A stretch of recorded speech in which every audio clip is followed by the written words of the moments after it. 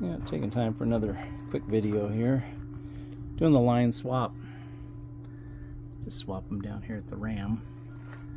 That way, up here at the controls, you're going left to raise, left to curl, which is like raising basically of the bucket. Raise, raise, and then drop, dump.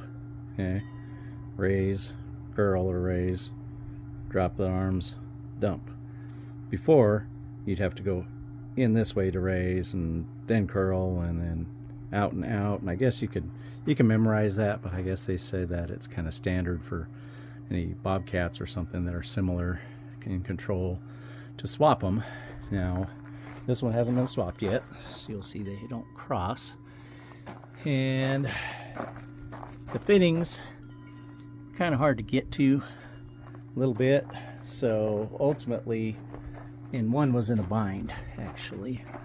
This hose right here is, let me see if it'll show. Right up against the, there's a little gap on the side, but it's right up against the metal on the other side, so I really couldn't get that hose off. It was binding up. You see the hole back there in the side center. I just reached a pry bar back there and tapped the tail end of it with a rubber hammer. Once I took the locking screw out of the pin, and then popped that out, stuck a 4x4 under here to support it enough, and align my hoses and throw my hoses back on.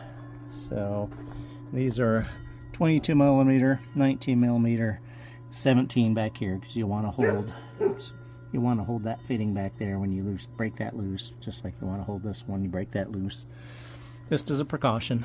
So those are the sizes, and just gonna leave you with that. I'm gonna swap her over, and then I'll adjust my driving to it. Since this is a new machine, I haven't really adjusted to anything in particular, but that just seemed more intuitive. I've had other people say it is, so I'm gonna give that a shot. Hope it helps you. Bye. A little continuation of my hose swap video. On this side, I didn't need to use the 4x4 block. As I was showing in the other part of the video, there was enough gap here between this collar part, crimp, and the metal here. The other side was bound into it, so this fitting was not coming off of here, so I had to drop it down to take it off. This one was fine. They both came off, swapped them over, no big deal.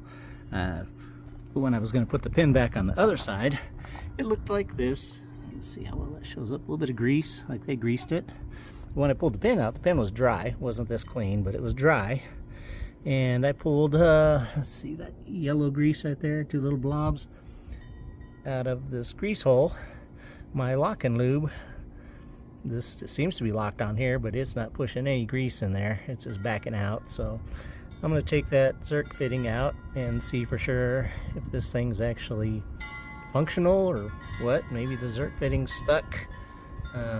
Maybe the grease in there is all hardened up, it won't blow out. So if it's like that, I'll have to pull this pin on this other side anyway. Even though I didn't need to drop the ram, I'll end up pulling all the pins and clearing them out if they don't take grease. But just beware, you go to pump grease in there and it's just back feeding on you. It may be plugged up or something. I will find out, and I will add my conclusion here in a little bit, hopefully. Be back shortly. Back to those greasing issues. So this one here, I put the grease gun on there and pumped it, and grease came out back in here, so that one's good. This one just wouldn't go through, so use those little picks, probes, whatever you can call them. Took out the Zerk fitting. I checked the little ball on the end first, sprung, went in, sprung back, did everything. So then I cleaned out some of this kind of golden grease in here. Right now I just pump grease in here, and it's starting to come out the hole, push out the old stuff, and new stuff's going in, so I guess it's all fine. Just one more little thing to be aware of and check. Hope it helps.